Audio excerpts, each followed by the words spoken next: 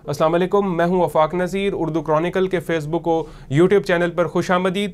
पहले बात कर लेते हैं जी, सनम जावेद साहिबा को जो है ज़मानत मिलने के बाद दोबारा गिरफ्तार कर लिया गया है। उनके खिलाफ जो है वो शादमान में दहशत गर्दी का मुकदमा दर्ज था। पुलिस ने जो है वो इस मुकदमे में उनकी गिरफ्तारी डाली है। 9 मई के हवाले से जो है वो जलाओ घराव के इल्ज़ामात हैं उनके ऊपर, और मुस्लिम लीग नून का जो है वो दफ्तर जलाने के हवाले से उन पर मुकदमा दर्ज है, जो कि मॉडल टाउन पुलिस की जानिब से दर्ज किया गया था, और इस पर जो है वो पुलिस ने गिरफ्तारी डाली है और इस हवाले से उन्हें अदालत में भी पेश कर दिया गया है।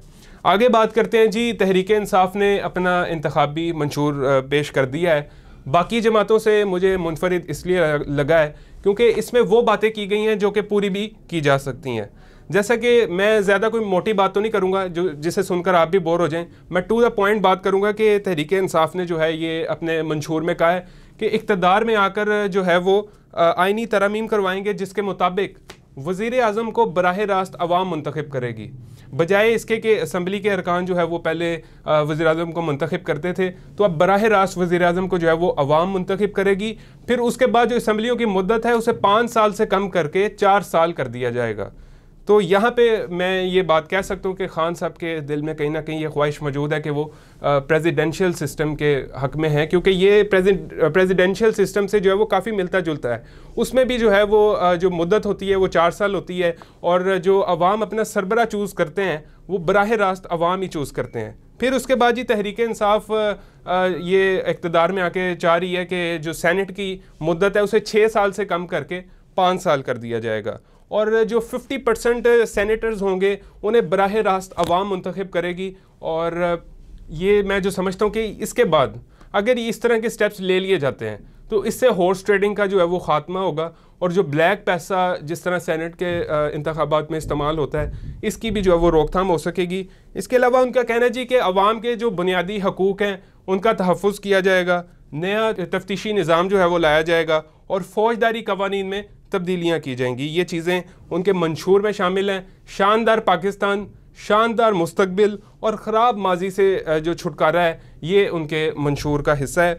अगर इसको बाकी जमातों से कंपैरिजन किया जाए इसका, जैसे कि पाकिस्तान मुस्लिम लीग नून और पीपल्स पार्टी के मंशूर से जो है वो कंपेयर किया जाए, तो मैं समझता हूँ कि ये मंशूर बेहतर है, क्योंकि इसमें वो बातें की गई हैं जो कि पूरी भी हो सकती हैं, बजाय इसके कि जिस तरह मुस्लिम लीग नून और पीपल्स पार्टी की जानिब से ये दावे किए गए कि 300 जो यूनिट है वो बिजली आपको फ्री प्रोवाइड करेंगे, तनख्वाहें आपकी डबल कर देंगे, पेट्रोल आधी कीमत पर दे देंगे, ये जो टैक्सेस फजूल हैं इनको ख़त्म करेंगे। तो टेक्निकली ये चीज़ें पॉसिबल नहीं है। इनकी जो है वो माहिर मईशत की जानिब से भी तरदीद कर दी गई हैं। फिर आइंदा 3 सालों में पाकिस्तान ने 71 अरब डॉलर से ज़ायद की जो अदायगियाँ हैं वो पाकिस्तान ने करनी है। IMF की मर्ज़ी के बगैर जो है वो तिनका भी नहीं हिला सकते। तो फिर ये चीज़ें जो है वो मैं नहीं समझता कि ये पॉसिबल है। ये इस टाइम जो है वो इंतखाबी जो मुहिम है वो भी इस टाइम अपने अरूज पर है। करोड़ों रुपए की गाड़ियों में ये आते हैं आपके पास, लाखों रुपए के इन्होंने सूट मलबूस किए होते हैं, और लाखों रुपए के जूते, लाखों रुपए की घड़ियाँ, और फिर आके जी उस अवाम से वोट मांग रहे हैं जो बेचारी पहले खस्ता हालत में जो है वो बैठी होती है। ये वीडियोज़ मंजर आम कर मौजूद हैं, और उस अवाम से वोट मांग रहे हैं जिनके पैरों में जो है वो जूतियाँ भी नहीं है पहनने के लिए, और ये फिर 5 साल आपको जो है वो नज़र भी नहीं आते। वोट लेकर ये जब असम्बलियों में पहुंच जाते हैं, मुंतखब हो जाते हैं, फिर जब आपने वोट कास्ट करना है तो आप इस चीज़ को देखें कि पिछले इलेक्शंस में 2018 के इलेक्शंस में जो बंदा आपके पास आया था, जो वादे उसने आपसे किए, क्या उसने वो पूरे किए?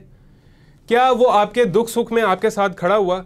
अगर नहीं हुआ तो अपने वोट से जो है वो इस चीज़ का बदला उतारें, और वोट से जो है वो इस चीज़ का हिसाब लें। तकरीबन 12.5 करोड़ वोटर इस टाइम रजिस्टर्ड वोटर हैं। आप जो है वो अपने वोट से इस निज़ाम को बदल सकते हैं, और जो लोग वोट नहीं कास्ट करना चाह रहे वोट लाजमी कास्ट करें। जो लोग वोट नहीं कास्ट करेंगे फिर उनका आने वाली 5 साल जो उन्हें कोई हक़ नहीं है कि वो पाकिस्तान की आइंदा सियासत में जो है वो अपनी किसी किस्म का राय का इजहार करें।